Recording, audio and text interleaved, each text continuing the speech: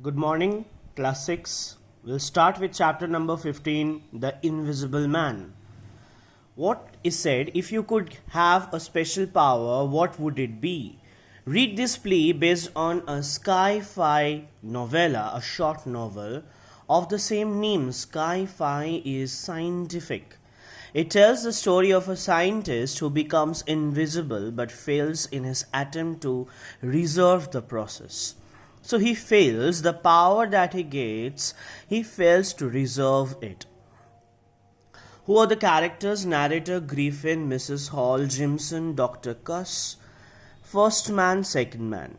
Narrator: late one stormy night, the stranger appeared early in February, carrying a black traveling bag in his thickly gloved hand. He was wrapped up from head to foot, and the brim of his soft hat hid every inch of his face, except for his eyes, which were covered by smoked glasses. So late one stormy night, who came? A stranger appeared early in the February, means on the first week of the February, carrying a black traveling bag. So what was the man carrying? He was carrying a black traveling bag in his thickly gloved hands. So his hands were gloved. He was wrapped up from head to foot, so he was having a bandage from head to foot. You can see well here, he was bandaged from head to foot. Even the brim, the edge of the cap was hiding his head, forehead, everything of every part of it. And the eyes were closed by smoky sunglass. Okay. He staggered into the coach and horses inn, more dead than alive, with snow piled on his shoulders. Mrs. Hall, the innkeeper's wife, that is, the innkeeper is the lodge where this man has come to. Okay, innkeeper's wife thought she had never seen such a strange looking guest. So he had never seen this. This man was really very odd. Okay, so nobody has seen this type of man ever before. Thought she had never seen such a strange looking guest, but at this time of the year, travelers were scarce. At this time of the year, nobody came to that visiting place, and she was in no mood to question the stranger's appearance. So, what were the question? The conversation now begins. Griffin, roaring out, "A fire in the room of charity. I want a room and a fire." So, he's telling what? A fire in the name of charity, and I want a room and a fire. So where it will be a room and there will be fire. Mrs. Hall, if you can pay, sir, I am certain you will find my inn comfortable. So if you can pay, if you give money, then everything is comfortable. I can give you everything. I can pay well enough. Here, take 3 sovereigns. So he pays in advance 3 sovereigns for the room. Mrs. Hall, surprised. 3 sovereigns? Yes, sir. Right away, sir. Please come this way and I'll show you the finest room we have.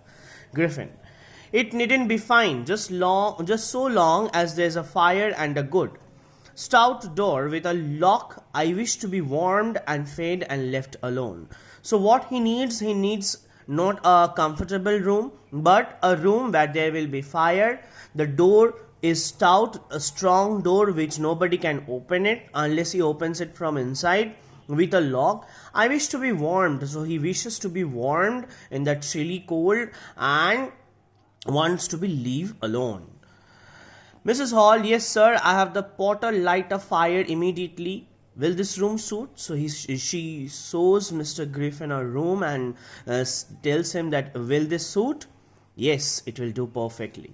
Mrs. Hall, calling out, Jimson, a gentleman in room 8, Jimson, come light a fire quickly. So he's calling out a boy who will come and light the fire. He will be here at once, sir. He can't get here soon enough to suit me. I'm almost frozen. So he can't get fast. He can't get earlier. Why he is so late? I should think so. Sir, traveling on such a night as this, if you'll excuse me, I'll see to some supper for you. So Mrs. Hall is extremely kind and she is telling that I will arrange a dinner for you. I'll excuse you, right enough. May I take your hat and cloak, sir, to dry them out of the kitchen fire? You're soaked through. I shouldn't wonder.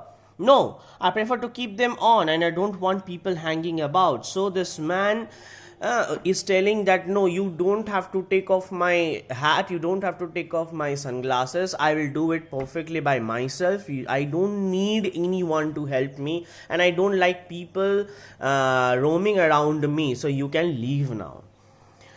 So Mrs. Hall was very offended. So hearing this, she was sad. She said, "Very good, sir. You needn't be so touchy. I was only trying to be sociable." So she was telling that I was behaving civilly with you. I want my guest to be civil. So, Griffin, I don't look for sociability at all. I will pay you handsomely for my lodgings, never fear. For the rest, you have only to leave me alone. I have a lot of work to do and I wish to do it in peace. I fancy this place will suit me, it's remote, and I'm not likely to be interrupted. I trust, madam, that I make. So, he don't want any sociability, he don't want many people around him. He will pay Mrs. Hall handsomely with his lodgings, and he says that he has got lot of work to do and this place suits him.